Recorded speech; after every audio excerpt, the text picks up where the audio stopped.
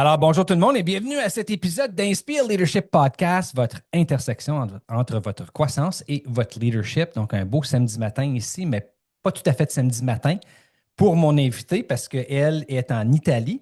Mais j'ai le grand plaisir d'accueillir ce matin une spécialiste en communication stratégique et en sciences humaines.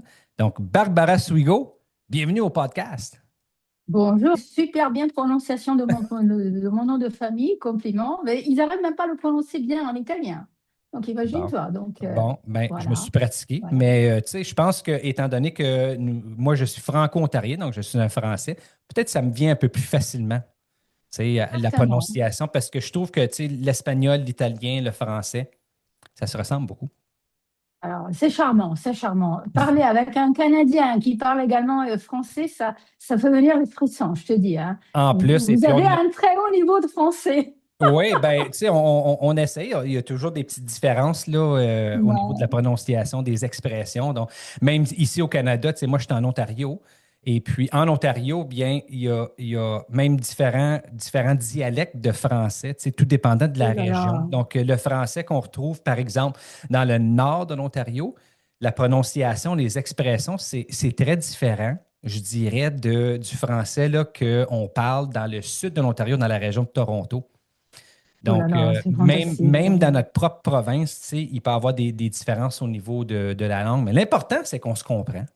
On se Voilà, comprend. tout à fait, tout à Puis, fait. puis nous sommes tous des bonnes personnes en plus de ça, là, tu sais. Et ça, c'est la chose la plus importante. Ça, c'est Alors, la je vais me chose. sentir bien, hein, je vais me sentir bien parce que, à force de parler seulement italien, on m'a dit que maintenant, je parle le français un peu mal. Donc, vous Ah allez ouais? m'excuser. De temps à autre, je vais me perdre avec mes mots. Je Ah, traduis les mots italiens en français, donc soyez clément avec moi. c'est Donc, parfait. mais C'est comme vous parfait. êtes gentil, C'est vraiment très bien. Puis, écoute, aujourd'hui, à Barbara, on va parler de charisme. Tu sais, puis là, je me suis tout dit, à fait. ben, c'est vraiment intéressant parce que quand on s'est communiqué, tu as communiqué avec moi, puis tu as proposé, tu sais, cet épisode. Qu'est-ce que j'ai trouvé vraiment intéressant, c'est que souvent, ben pas souvent, mais presque dans tous mes épisodes de podcast depuis le début, donc ça fait quand même à peu près 7 ans, là, 7, 8 ans, presque 8 ans que je publie des épisodes. Et puis, on parle de leadership, de différents éléments portant sur le leadership, le développement du leadership, la croissance, etc. J'ai tendance ou on a tendance à parler tu sais, de choses. euh, de choses, je dirais, là, qui sont déjà en cours, des choses qui sont déjà présentes dans des personnes, mais qu'il y apportent beaucoup de bien dans le terrain. Parce que c'est qu'est-ce qu'on veut? On veut parler de Hmm. ces choses-là. Mais comme toute bonne leçon, moi, je pense que, puis tu me fais penser à ça, je pense que des fois, c'est bon de parler tu sais, d'un exemple ou un contre-exemple de qu'est-ce que ça pourrait avoir de là, quand que c'est peut-être un élément qu'on pense ou habituellement qu'on va utiliser ou on va se servir pour apporter du bien, mais que finalement, tu sais, si on ne le reconnaît pas, bien, ça peut faire beaucoup de mal. Et puis, en particulier, on va parler du charisme. Je suis allé chercher la définition de charisme pour qu'on soit tous, les gens qui nous écoutent, pour qu'on soit tous sur la même longueur d'onde. Donc, le charisme, selon l'intelligence artificielle dans Google, en plus de ça, dit que c'est la capacité d'une personne à fasciner, captiver et influencer son entourage par sa simple présence, sa parole ou sa personnalité. Puis ça, en soi, là, tu sais, moi, le charisme, j'ai toujours trouvé que c'était un outil pour un leader, mais un outil qu'il doit utiliser d'une façon positive. Tu sais, où est-ce qu'on veut développer de la collaboration, où est-ce qu'on veut on veut accompagner les autres à grandir, où est-ce qu'on veut que ce soit positif, l'impact, parce que le charisme, tu as bien entendu dans la définition, influencer son entourage. Et puis le leadership, comme John Maxwell le dit, le leadership, c'est tout Mhm. simplement de l'influence. Tu sais? Mais là, parfois, Barbara, puis tu vas en parler, donc parfois, le charisme, ben, ça peut-être se présenter d'une autre façon et puis pas tout à fait positive. Mais avant qu'on rentre là-dedans, la Barbara, là, les gens qui nous écoutent, puis en passant, les gens qui sont là, merci. Merci d'être là et d'être à l'écoute de cet épisode. Barbara, les gens aimeraient apprendre à te connaître un peu. Donc, pourrais-tu nous parler un peu qui tu es, d'où tu viens et puis vraiment, qu'est-ce qui se passe là, dans ta vie?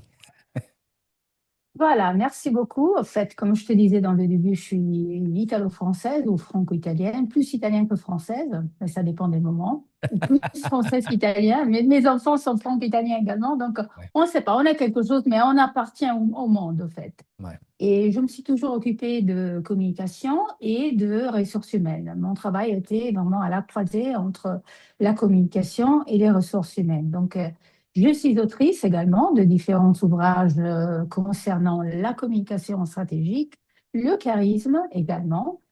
Et à un moment donné de ma vie, et c'est la raison aussi pour laquelle on s'est aussi rencontrés, j'ai eu une difficulté professionnelle, je dirais. OK. J'ai eu une rencontre plutôt difficile avec une manager. Alors, je ne suis pas psychologue, je veux bien clarifier ça. Donc, je Mhm. dirais que ma rencontre avec cette manager, c'est une manager avec des traits de psychopathie. Je ne Ah, dis OK. pas que c'est une Intéressant. psychopathe parce que je ne suis pas ni médecin ni psychologue. Mhm. Et c'est à partir de là, ça a été une expérience, je peux dire, absolument très douloureuse. Ça a été un véritable deuil, parce Mhm. que c'est quand même une expérience qui te touche. Et comme je te disais, quand on s'est rencontrés, c'est une expérience qui te laisse une grosse stigmatisation. Parce que, en effet, tu te dis, est-ce que c'est de ma faute? Est-ce que, d'une part, je me sentais coupable, de l'autre part, je me disais qu'il y avait une sorte de honte à en parler.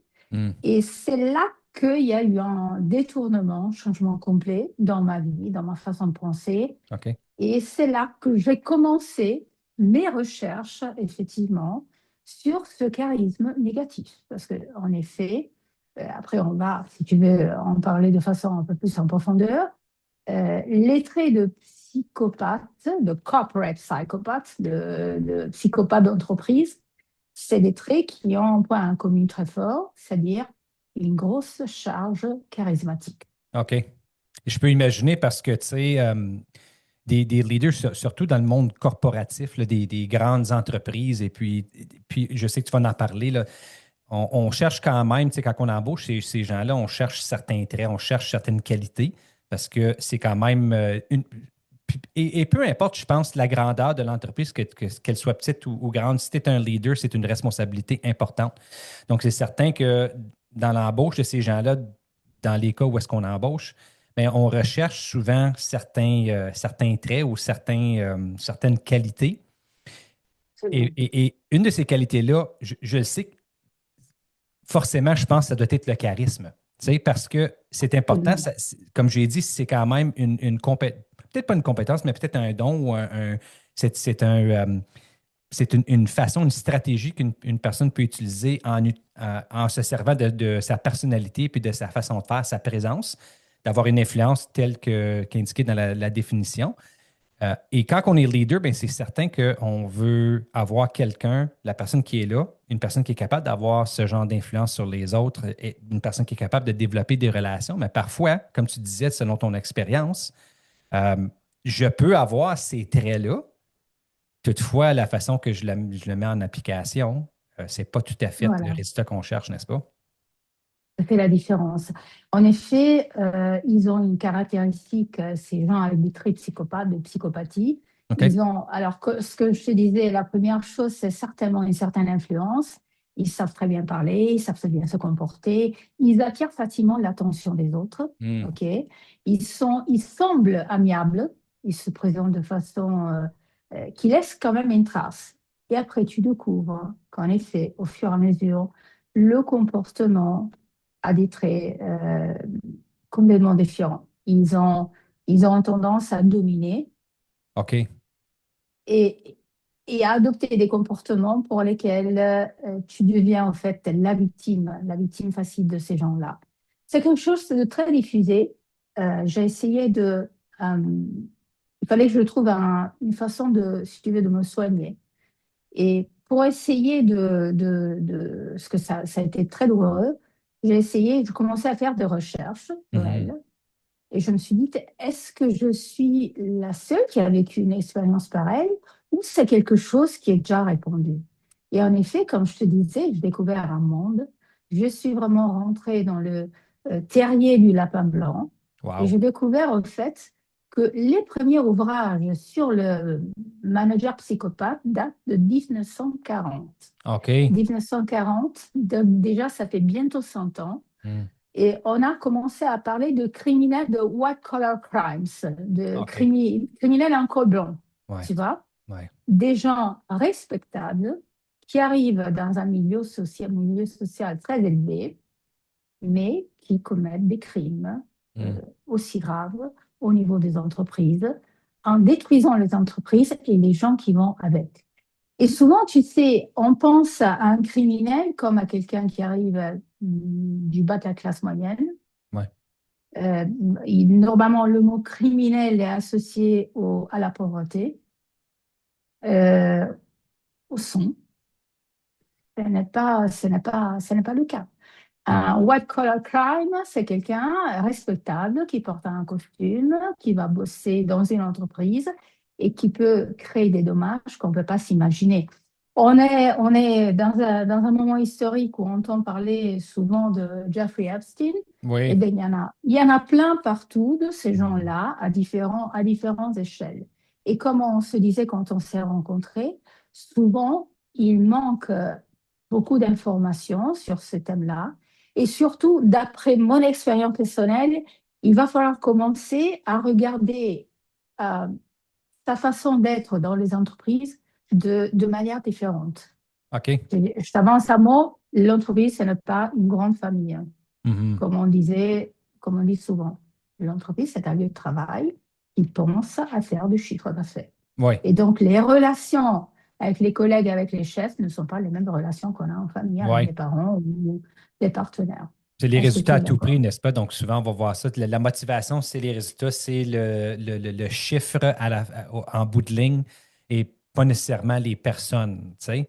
Tout à fait. Et puis souvent, tu sais, tu disais, c'est bon qu'on parle de ça parce que je pense que ce qui est important, c'est toujours la partie la plus importante, c'est qu'on soit conscient, qu'on reçoive les informations, qu'on soit éduqué par rapport à ce qu'on parle. Et puis pour les gens qui nous écoutent, puis pour moi aussi, mais c'est important que je comprenne, tu sais, comme non seulement les effets, que tu as nommé quelques effets sur les personnes que ça a, mais tu sais, comment est-ce que je peux reconnaître que peut-être que je suis tu sais, dans une situation où est-ce qu'il y a un manager ou un leader qui est peut-être un peu plus toxique, qui se présente d'une bonne façon ou d'une façon qui a beaucoup de charisme, je vais le dire comme ça, mais que finalement, qu'est-ce qu'on est en train de vivre à l'intérieur de notre équipe ou de l'entreprise, mais c'est beaucoup de moments douloureux, puis ça revient à ce que les gens ils vont faire expérience là, ou une expérience semblable à ce que toi, tu as vécu, là, qui n'est pas positive du tout parce que tu as t'as quand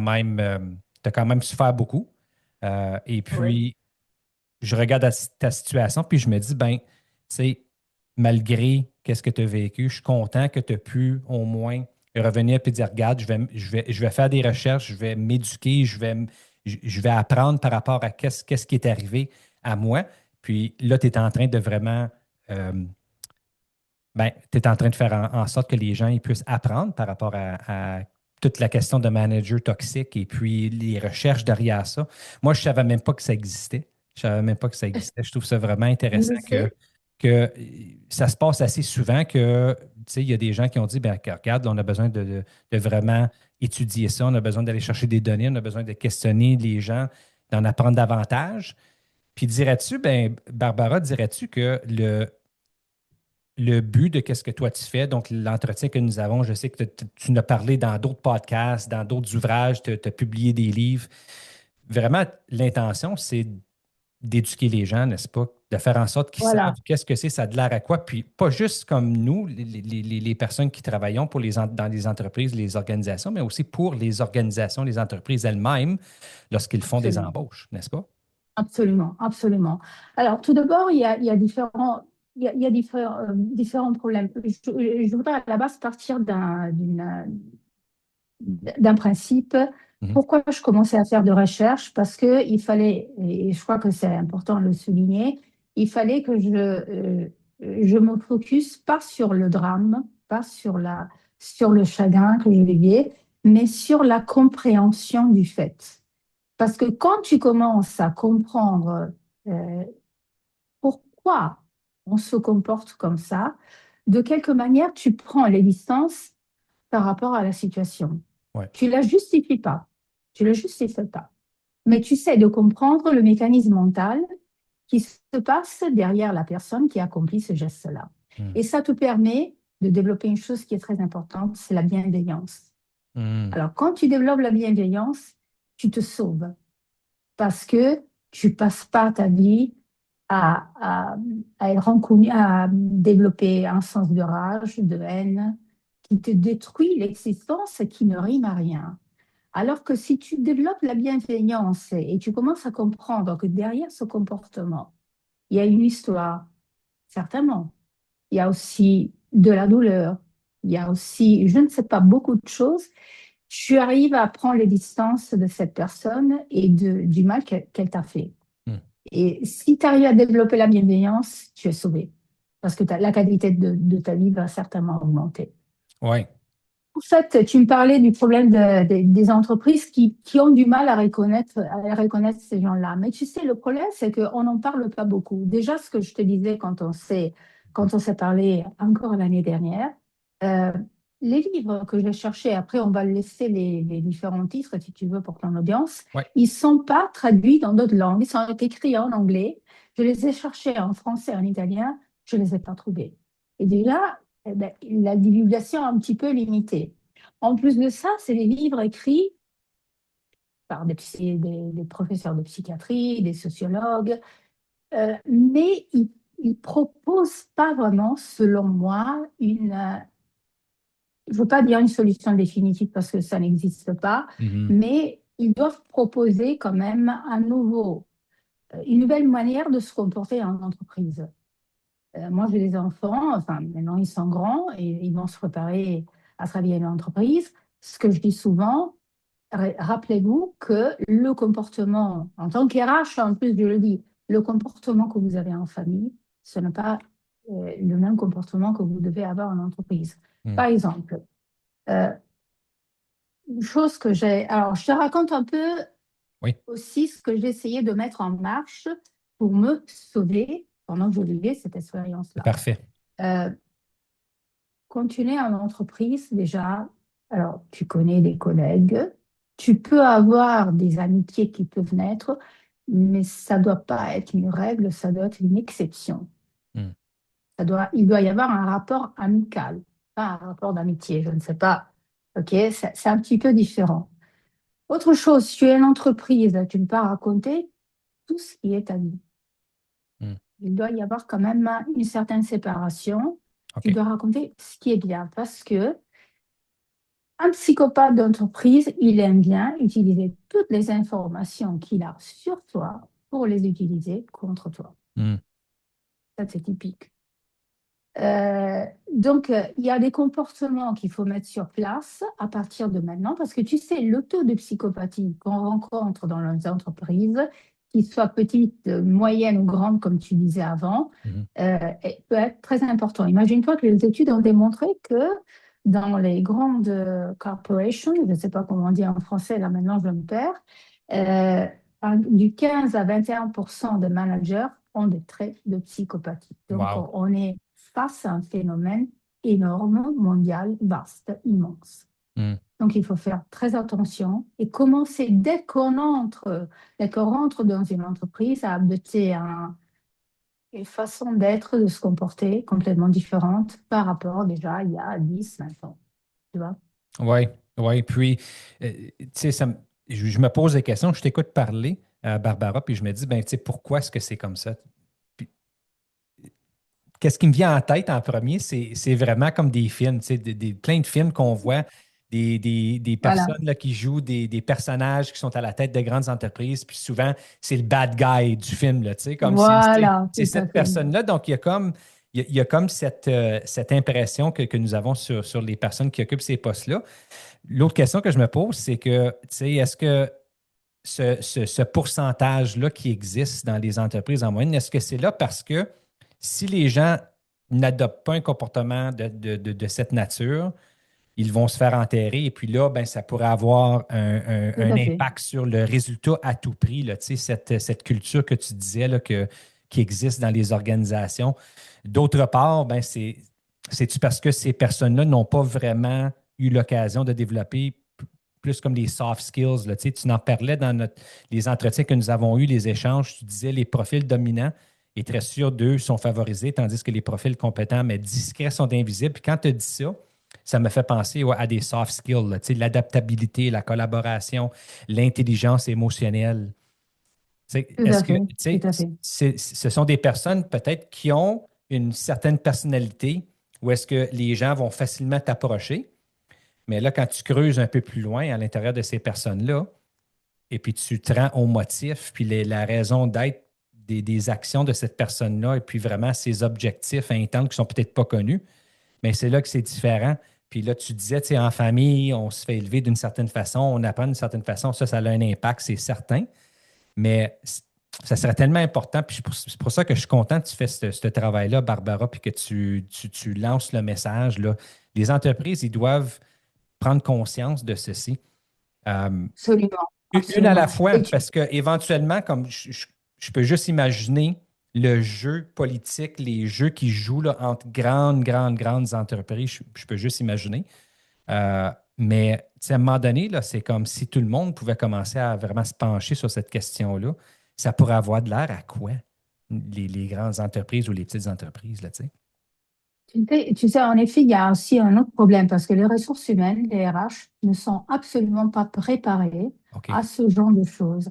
Parce que, en effet, alors, ces gens-là, ils se présentent normalement avec un CV sur lequel ils peuvent écrire n'importe quoi. Et je Ouais. t'assure que les entreprises difficilement vont faire de recherche et vérifier les sources, les choses qui sont marquées dans le CV. Première chose. Si on passe, donc les ressources humaines, quand elles regardent un CV, elles vivent normalement la pression du résultat qui arrive du haut. Le management veut Ouais. Le quelqu'un top-down, là.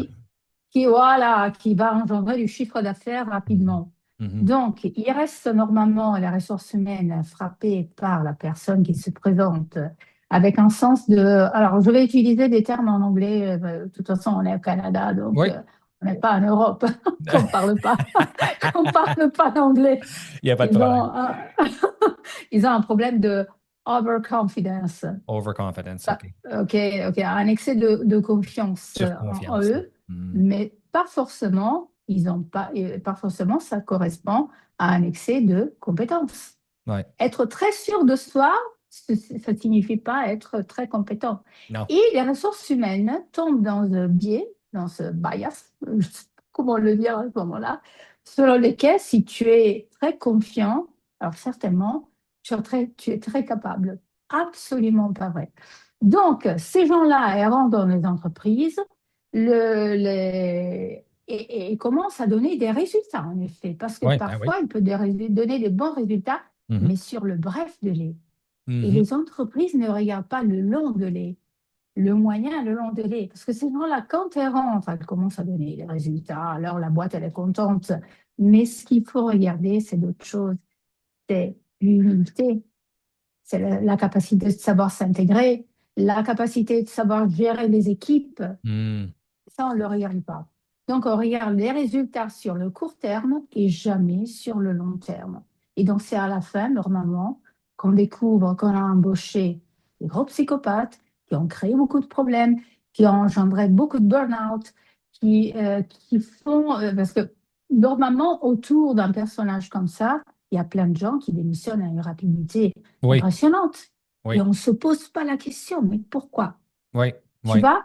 Donc, il manque une culture d'entreprise et il manque aussi des tests parce que quand on passe des tests, alors, il y a des, je ne sais pas au Canada comment ça se passe, je sais Mhm. pas pour l'Italie et voire aussi pour la France, pas forcément toutes les entreprises passent des tests d'embauche. Mais les tests qu'on passe ne sont pas des tests de psychopathie.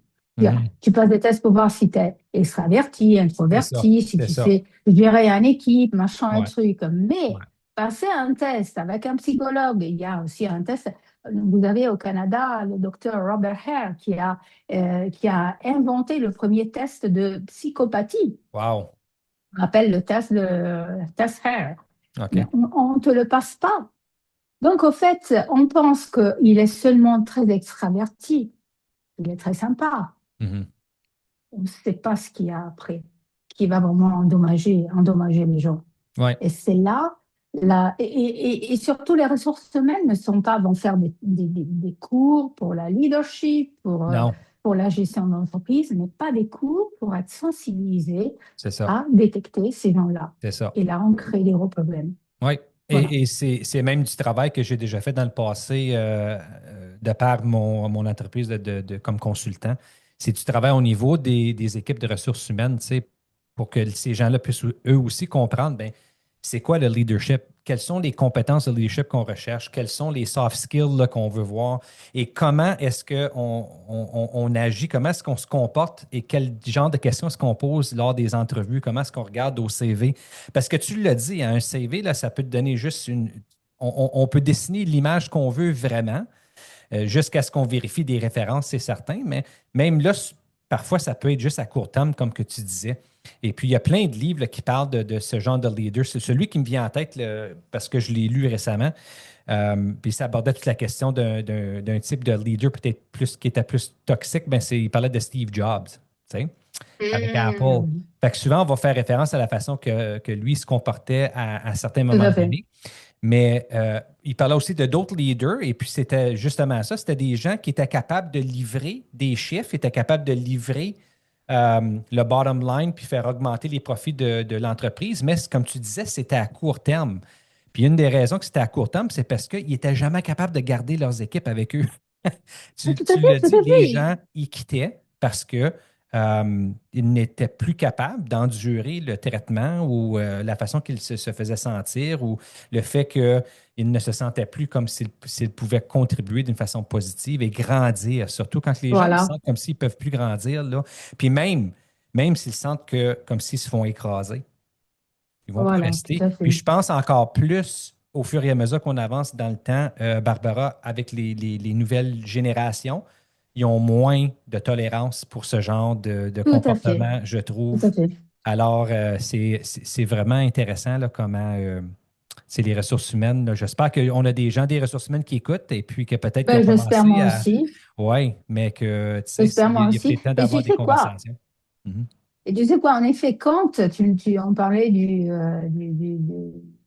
beaucoup de gens qui démissionnent, Oui, je trouvais pas le terme ni en anglais, ni en italien, ni en français, je oui, me c'est suis de la dit, OK, démission, c'est bon. Oui, oui, voilà, voilà. Quand je travaillais, en travaillant dans les ressources humaines, je passais des entretiens de sortie, OK, oui. mais la plupart des gens ne disent pas la vérité. Ne dis Hmm. pas, je démissionne parce que je travaillais avec quelqu'un de toxique. Ils n'ont pas le courage, justement parce qu'ils ont peur. C'est Alors, ça. comment est-ce que l'entreprise peut comprendre que le manager en question, c'est quelqu'un de problématique, si on n'a pas le courage d'avouer, de raconter ce qui s'est passé? Hmm. Parce qu'en plus, ces managers-là, ils ont une caractéristique, Joël. Ils utilisent le terme, je ne sais pas si on dit en français, divide et impera.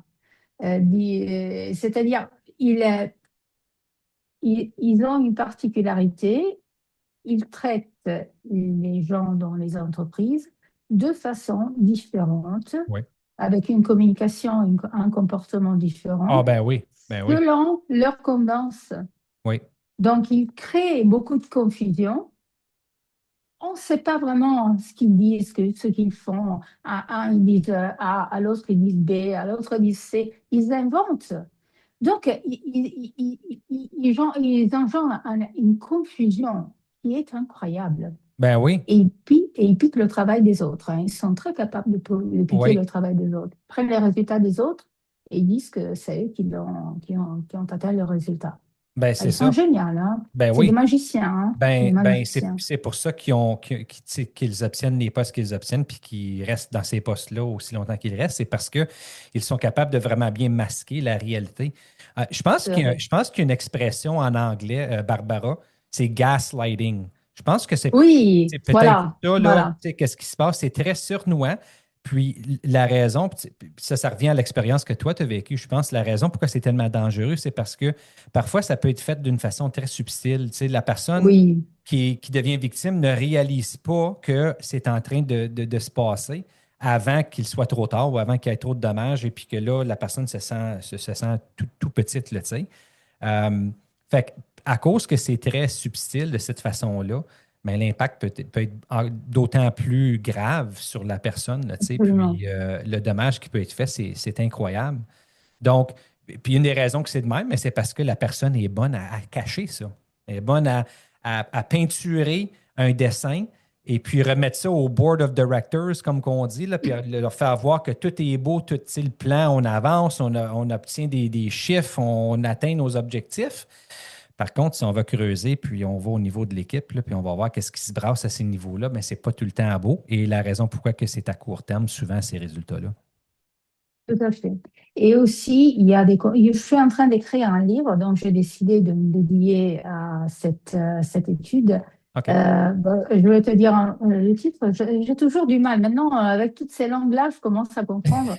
Et c'est Hey, tu alors, parles, tu parles combien de langues en passant?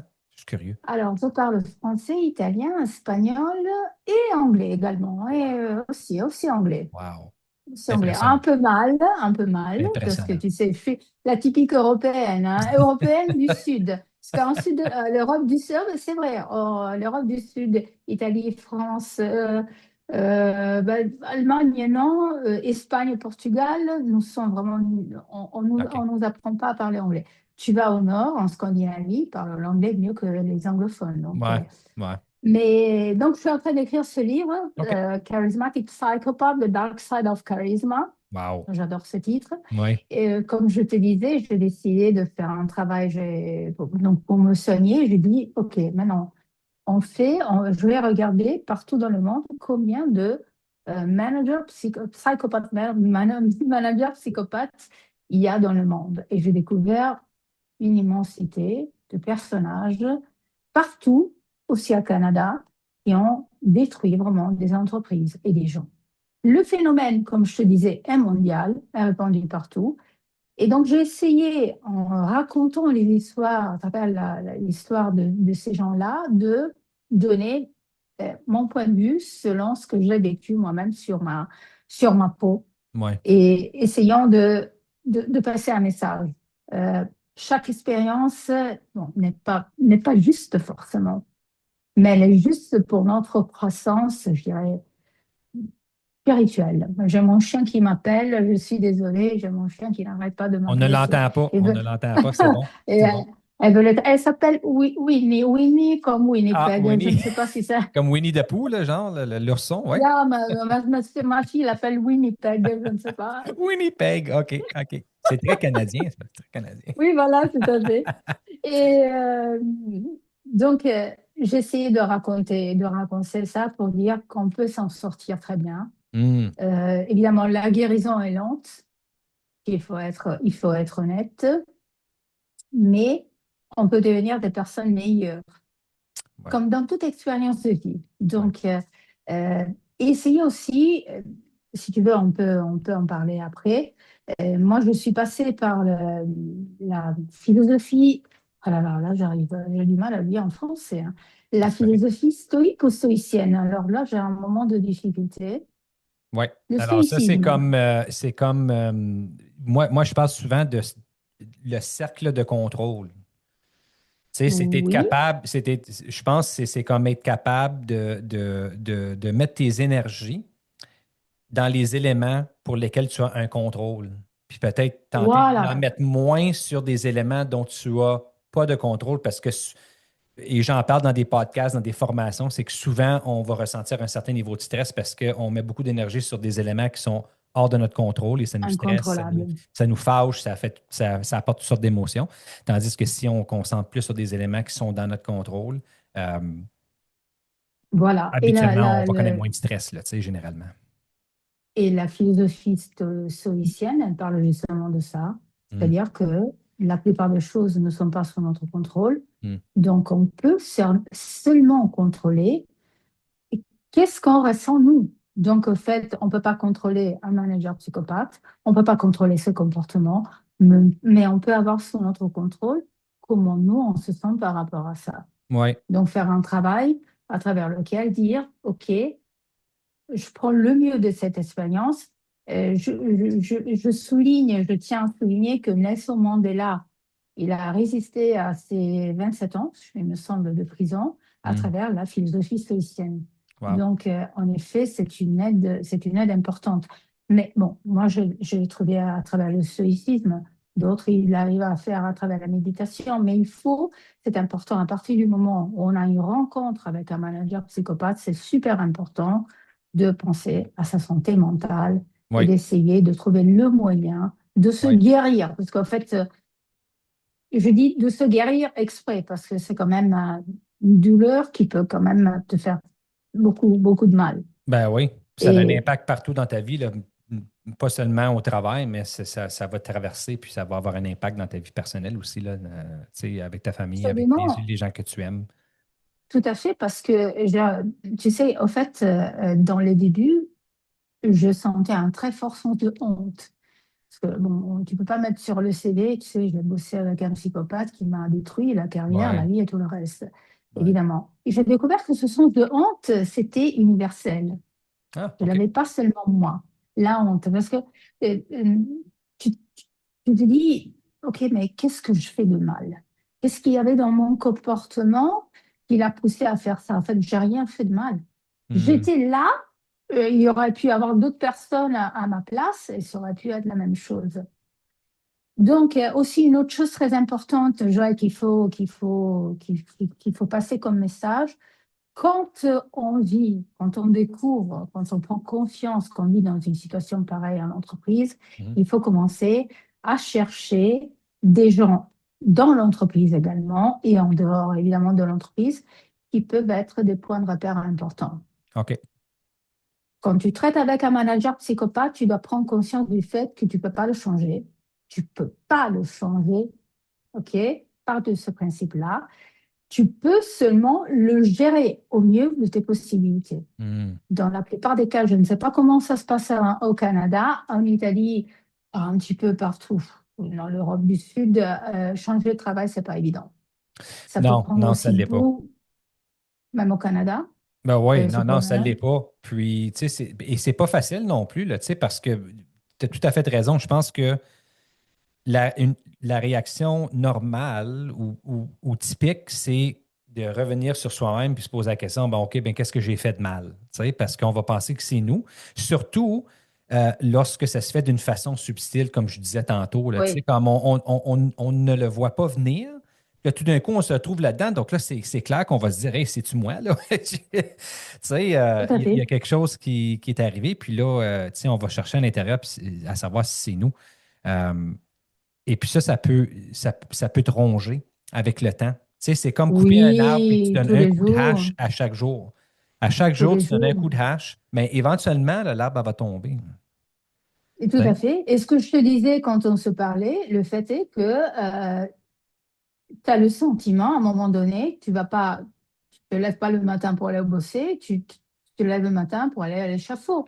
Et tu dois te préparer psychologiquement pour aller à Ouais, l'échafaud, pas pour aller au travail, ouais. pour aller te défendre. Et aussi, il y a des stratégies qu'il faut mettre en place. Moi, je dis toujours préalablement. Maintenant, tu sais, face à cette expérience-là, j'ai changé radicalement mon attitude, euh, mon rapport avec l'entreprise. Et par exemple, une attitude importante, comme je te disais avant, c'est de avoir des rapports amicaux, avoir un rapport amical avec les collègues, mais pas être ami. Hmm, L'amitié, ça peut naître, évidemment, mais ça demande du temps. mhm. OK? Autre chose, c'est quand tu t'aperçois de travailler, que tu travailles avec un manager psychopathe, jamais l'affronter, jamais le défier. Tu ne peux pas lui faire changer d'avis. Hmm. Tu peux seulement garder ton contrôle. Et c'est la chose la plus difficile. La plupart des gens Ouais, n'ont pas une capacité de contrôler ses émotions. Donc, c'est là le travail que je fais à travers le biais du stoïcisme. ouais. Savoir garder son contrôle, laisser des traces écrites de toutes les interactions. OK. Alors, tu passes une réunion avec lui. À la fin de la réunion, tu commences, tu envoies ton email. Voilà les points qu'on a discutés. Parce qu'ils aiment bien manipuler l'information, ces Ouais. gens-là, selon leurs intérêts. Mhm. Et surtout, essayer de chercher des collègues qui peuvent te soutenir. Donc, jamais, dans la limite du possible, évidemment, jamais passer du temps seul avec ces gens-là. Oui. Il y a quand même des comportements qu'il faut adopter en attendant de pouvoir sortir de l'entreprise. C'est souvent le problème, c'est que tu t'aperçois que la question devient difficile, ingérable. Qu'est-ce que tu fais? Ah bah, si tu peux démissionner et rester au chômage, évidemment, euh, Mhm. Ouais. ouais, la plupart Et, des gens et- ont du mal à le faire. ben OK? oui, surtout dans des situations où est-ce que, tu sais, avec ton emploi vient une pension, vient des bénéfices de santé. Donc, tu sais, comme une personne, si elle perdait tout ça, puis en plus, si la personne a une famille, ben ça, Tout ça, à ça fait. fait en sorte que les gens ne quittent pas, là, tu sais, à cause de ça, mais la Voilà. souffrance se poursuit, là, tu sais. Et imagine-toi aussi passer des entretiens de travail avec cet état d'âme-là. Ouais. Donc forcément, tu sais, tu dois te mettre dans la tête que tu as devant toi un certain période de temps qui peut être aussi long. Parfois, ça peut arriver même un an. Tu Hmm. dois attendre même un an avant de démissionner et de changer de travail. Wow. Ou alors, dans ce cas-là, il faut faire aussi le choix de dire, OK, j'accepte un emploi qui soit pas au même niveau, mais qui puisse me permettre de me sauver l'existence, de me sauver de ma santé mentale. Ouais. Parce qu'en fait, on est en train de parler de ça. Donc, le thème, imagine-toi, c'est très compliqué aussi parce que dans la mesure, et moi, je m'occupe des ressources humaines, quand je devais passer des entretiens de travail pour justifier le fait que je voulais démissionner. Ce Ben n'est oui. pas évident. Ouais. Ce n'est pas évident Ouais. aussi. Parce que tu ne peux pas voyager avec ton stigmatisation et raconter, tu sais, j'ai vécu cette expérience que, tu sais, c'est tout un tas de choses super compliquées qui te demandent une gestion de ta santé et de tes ressources intérieures Oui. énorme. Oui. Oui. Énorme. Penses-tu que j'ai une question pour toi? Penses-tu que Vas-y. c'est certain qu'on parle de situations tu sais, graves ou extrêmes là, tu sais, de managers toxiques, là, tu sais. Euh, Mhm. Penses-tu que dans certains cas, parce que je pense qu'il peut y avoir différents degrés de managers là, Ouais, évidemment. qui sont comme ça, penses-tu qu'il y a place pour tenter d'entretenir une conversation courageuse avec la personne? Ou faut-tu faire comme faut-tu faire attention à ce niveau-là? Peut-être que c'est une question d'avoir des conversations courageuses. Tu sais, tantôt, tu disais dans des entrevues lorsque les gens y quittent, puis on leur pose la question, puis les gens ne sont pas honnêtes. Tu sais, être capable d'être honnête lors de ces Euh, entrevues-là de départ aussi, ça peut représenter, c'est une conversation qui n'est pas facile parce que tu ne veux pas dire, ben, voici qu'est-ce qui est arrivé avec cette personne, mais que c'est important d'avoir le courage d'avoir cet entretien-là. Alors, je te parle sur la base de mon Oui, expérience personnelle, mais euh, ce n'est pas forcément la vérité. Au fait, moi, j'ai trouvé dans l'entreprise des gens, même à un très haut niveau, qui m'ont, je ne veux pas dire appuyé, qui m'ont comprise et qui OK. étaient absolument au courant de la situation, qui m'ont protégée dans certaines limites, Hmm. mais ils ne pouvaient pas se permettre d'aller plus loin que ça. Ouais. Donc, pour revenir à ta question, je pense que nous, en Italie, on utilise une expression très sympa, on dit que on préfère mettre la poussière au-dessous du tapis et la cacher Oui, oui. et faire semblant de rien Oui. Ouais. parce que c'est trop compliqué Ouais. de parler de ça. Parce qu'il faut dire aussi une chose aussi. Normalement, selon mes recherches, si tu as un manager ou plusieurs managers psychopathes, c'est-à-dire que en haut de la pyramide, il y a quelqu'un qui le permet. Hmm. Il y a quelqu'un qui le permet, Mhm. normalement. Mhm. Ça, les livres de management ne le disent pas. Mais j'en parle selon mon expérience personnelle. Ouais. Normalement, si ce comportement est connu partout dans l'entreprise, à n'importe quel niveau, donc quelque part, certainement, ma conclusion, c'est qu'il y a une protection de la part Ouais. du haut management, Puis, si on permet ça. et cette protection-là peut être justement à cause de ce résultat exceptionnel là, que la personne est en train de produire, là, même Oui, malgré le fait que c'est sur une petite période de temps, probablement. Hein. Parce qu'à ces niveaux-là, peut-être les personnes, tout ce qu'ils voient, c'est des rapports financiers, puis les gains, et puis ils voient du positif, ils voient des gros montants d'argent qui se fait de la part de l'entreprise. Mais il ne Donc, regarde ils pas, disent, ben, regarde, voilà. Mais ça va bien, mais on ne va pas vérifier au niveau de la culture, du terrain, là, qu'est-ce qui se passe, quel type de relation est-ce qui existe entre tu sais, les leaders et puis les gens qui travaillent avec ces leaders-là. Donc, souvent, on n'ira pas voir qu'est-ce qui se passe à ce niveau-là, là. non, on ne le fait pas. Non, non. Surtout quand On ne c'est le fait pas. des board of directors, comme qu'on dit, là, peut-être c'est des gens qui ne passent pas autant de temps.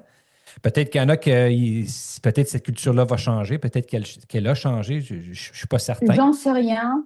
Mhm. Non, je pense pas qu'elle puisse changer. Ce que j'ai vu depuis mon expérience personnelle, c'est que en effet, avec cette personne toxique, il y avait donc un turnover assez important, Oui, ok?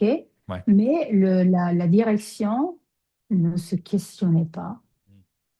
Quoi, il y avait tellement de gens qui démissionnaient. C'est pas... Et c'est fou parce que si tu penses que, enfin, c'est idiot, les entreprises sont faites par des gens, par des personnes. Oui, oui, Donc, en effet, la plus grande ressource qu'on a, c'est les gens. Pourquoi on ne se pose pas cette question? c'est Parce vrai. qu'évidemment, le haut permet ce genre de comportement. Et on considère bon, c'est fou, hein? Ils considèrent bon. Imagine-toi que ce que je te disais quand on s'est parlé, il y a un auteur anglais qui étudie les psychopathies Mhm. des managers, qui a écrit, il s'appelle Cliff Body. OK. Il a écrit Corporate Psychopath, donc il est vraiment dans le plan de ce thème. Il a raconté que dans la dernière crise économique mondiale, une banque qui n'a pas nommé avait comme critère de boarding selection, de critères Oui, de sélection oui, des hauts dirigeants, des critères de psychopathie. oui. Plus il était psychopathe, mieux c'était. Et c'est carrément fou. Pour nous, c'est incompréhensible. Je pense qu'on doit seulement accepter ces choses-là. On ne peut pas les combattre et on doit seulement penser à s'en sortir si on se trouve face à ces situations-là. Je pense Oui, que c'est la seule chose. Dénoncer, ça ne sert à rien. Le raconter comme on est en train de faire, c'est très important oui. pour sensibiliser les gens parce que c'est un thème connu. C'est un thème, tu sais, au début, je ne sais pas si je te l'ai dit, au début, je pensais que je te disais, il y a une grosse stigmatisation sur le thème. Et je pensais que c'était lié au fait que je suis italienne, que je vis au OK. sud de l'Europe. Je pensais que c'était ça. Après, en lisant, en parlant, j'ai découvert qu'au fait, la Partout. stigmatisation n'était pas géographique, Mhm. était liée au thème. On a Mhm. honte, on a peur de parler de ça. Oui, Mais ça fait partie de l'histoire. Et aussi, on a tendance à penser que c'est seulement les Epstein qui font ça. oui. Mais il y a plein d'Epstein partout, Il y en a plein, et puis à de toute différents taille. degrés, là, comme que je disais. Tu sais, à Voilà, il n'y différents a que degrés. ça. Il n'y a Tu sais, il que y en a ça. qui le font beaucoup, Absolument. et il y en a d'autres qui le font un peu, mais c'est quand même le même comportement, là, mais à différents degrés. Voilà. Et il y en a d'autres qui ne sont pas connus, certainement ça. Il y a Winnipeg qui n'arrête pas de Oui. m'appeler. Voilà. Ben, écoute, et le plus qu'on en parle, je me dis, tantôt, en début d'épisode, Barbara t'avait dit, tu sais, comment peut-être les équipes des ressources humaines ne sont pas peut-être tout à fait encore outillées pour. Je pense que le plus qu'on en parle, le plus que cette attente-là peut se faire connaître ou peut s'installer à l'intérieur des cultures de travail ou ces entreprises-là, ces organisations-là.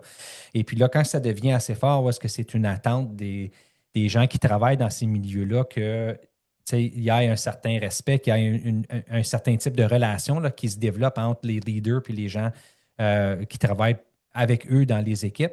Mais peut-être qu'à ce moment-là, les équipes de RH, ils vont commencer à dire, ou il y en a qui le font déjà, ça je le sais, ils vont commencer à regarder à ces données-là. Tu sais, dans une école, là, Barbara, moi j'étais direction d'école tu sais, pendant 18 ans. OK? Puis laisse-moi te dire, Barbara, là, si jamais, à un moment donné, le nombre d'inscriptions d'élèves baissait dans mon école, tu peux être certaine Ah, que d'accord. j'avais une conversation qui s'en venait là, avec ma surintendance, avec mes leaders, parce que tout comme, tu sais, des employés avec le high turnover, comme que Mhm, tu disais, c'est mhm. une donnée, je pense, c'est semblable. C'est en train de. C'est peut-être un petit drapeau là, qui se lève potentiellement, mais peut-être que oui, peut-être que non, un drapeau rouge, on ne sait pas quel type. Mais Hmm, point final, c'est que c'est un drapeau qui se lève et puis ça veut dire qu'il faut aller voir qu'est-ce qui se passe. Et c'est pour ça que c'est important d'accord. de pister ces données-là. Donc, si dans une grande entreprise, on voit que dans une ville telle quelle, il y a un high turnover, ben, comparativement Hmm, aux autres, ben, pour moi, ça me dirait, regarde, on a affaire à aller voir qu'est-ce qui se passe, là, tu sais, comment est-ce qu'on peut appuyer, est-ce qu'il y a un appui, est-ce qu'il y a un besoin d'appui.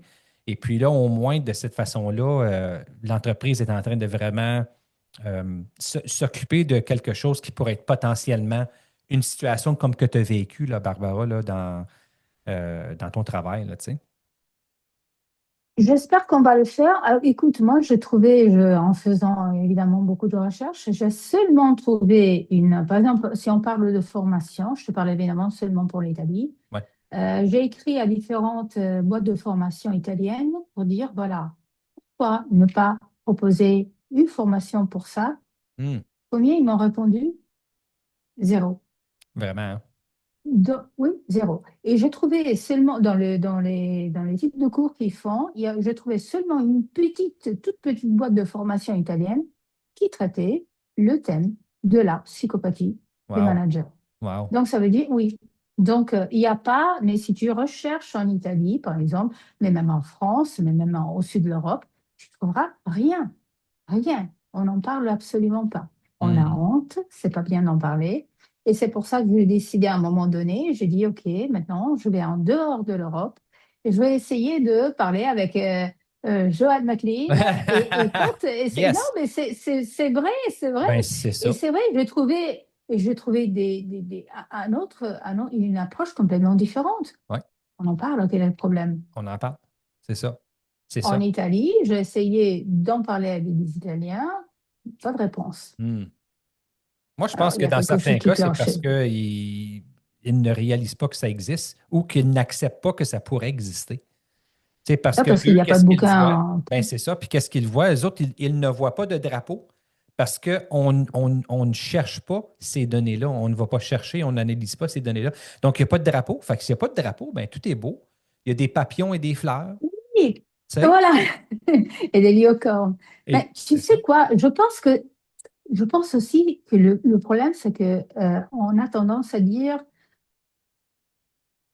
bah, écoute, quel est le problème? Ça existe depuis longtemps.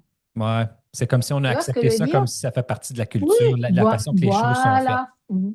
Voilà. Je Ouais. pense que le problème, c'est ça. C'est accepter. Et quand quelque chose est accepté, il y a un gros problème. Il y a un Oui. gros problème.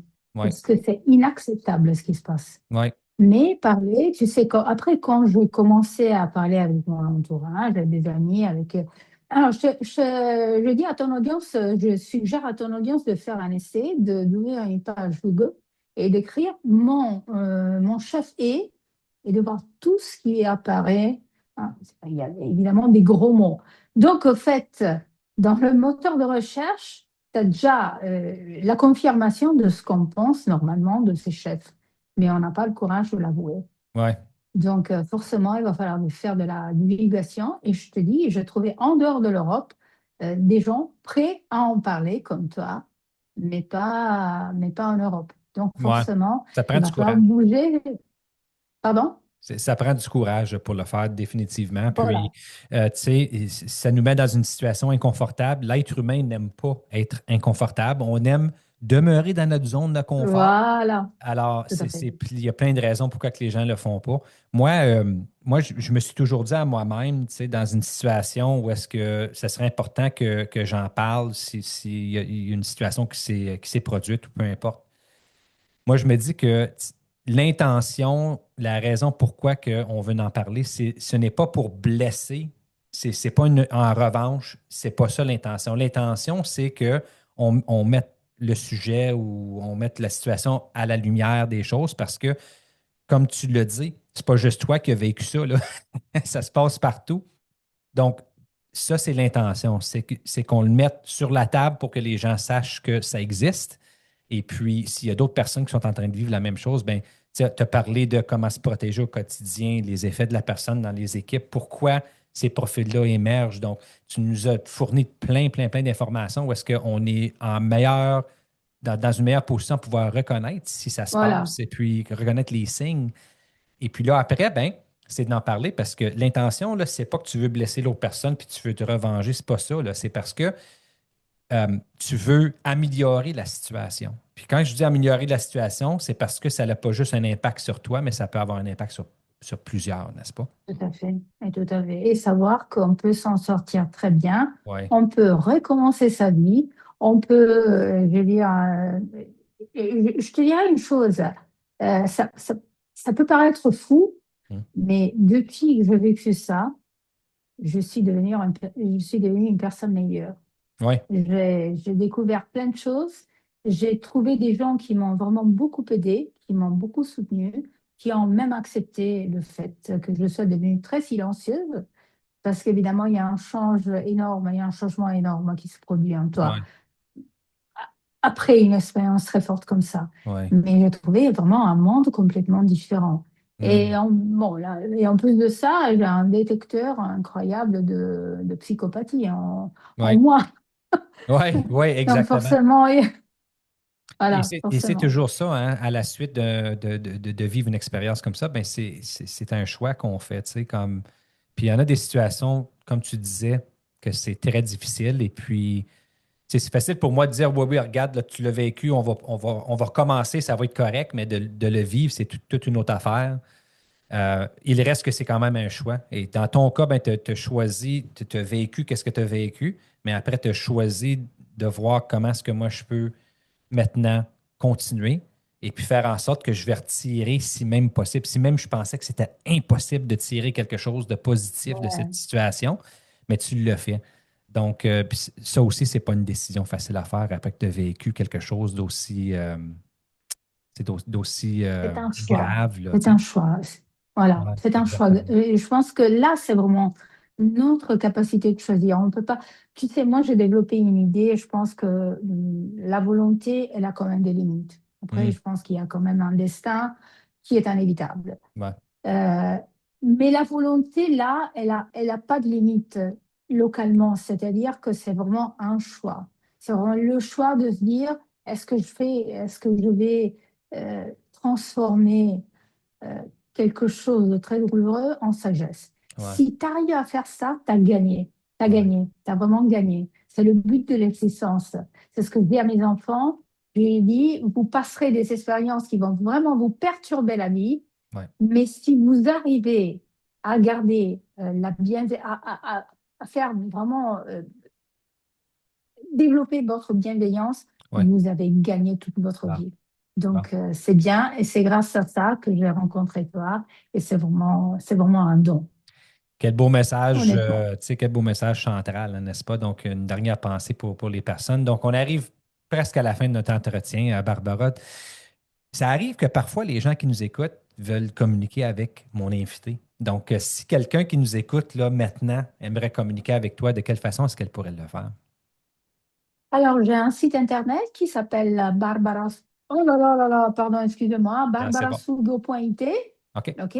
Et donc, ils peuvent quand même me chercher là-bas. Je suis sur LinkedIn, je suis sur les réseaux sociaux. J'ai un nom de famille qui est rare, donc je suis la seule Barbara Suigo que vous pouvez trouver. Donc, forcément, c'est moi, il n'y a pas de souci. Excellent. Donc, pour les Mm. gens qui nous écoutent, comme d'habitude, il y aura une belle page dans mon site Internet avec toutes les infos ainsi que la biographie à Barbara, donc adresse courriel, site web. Alors, vous n'avez qu'à vous rendre à inspireleadership.ca dans la section podcast. Vous allez retrouver toutes ces infos-là. Et puis, je suis certain que Barbara, ça lui ferait un plaisir de pouvoir répondre à vos questions. Donc, n'hésitez pas, surtout à communiquer avec elle. Donc, Barbara, j'aimerais te remercier sincèrement d'avoir participé, d'avoir été mon invité ici. Je sais que tu es loin. Et puis, il est quelle heure en passant là-bas? Ici, là, il est midi et 10 Ah, le samedi 17 janvier. Toi, il est quelle heure là, en Italie? mais midi 10, donc on a 6 heures de différence. Ouais. Parce qu'en fait, là, il est 18h10. Bon. Fait que toi, Ah, ta journée est presque terminée. Elle est presque terminée. Alors, voilà, tout à fait. Je ne je peux pas tout l'apprécie faire de dos. énormément. Est-ce qu'il y avait peut-être, est-ce que tu avais un dernier message que tu aimerais partager avec les gens qui nous écoutent?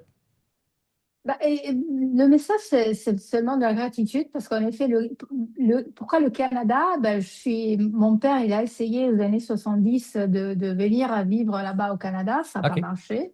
Le OK. bureau d'immigration était très strict. Alors, je suis content de partager avec le public canadien ce message-là parce que en effet, j'ai de la famille là-bas au OK. Canada et donc ça me plaît virtuellement l'idée de communiquer avec le public canadien Bon, que j'apprécie énormément. c'est parfait. Merci beaucoup, Barbara.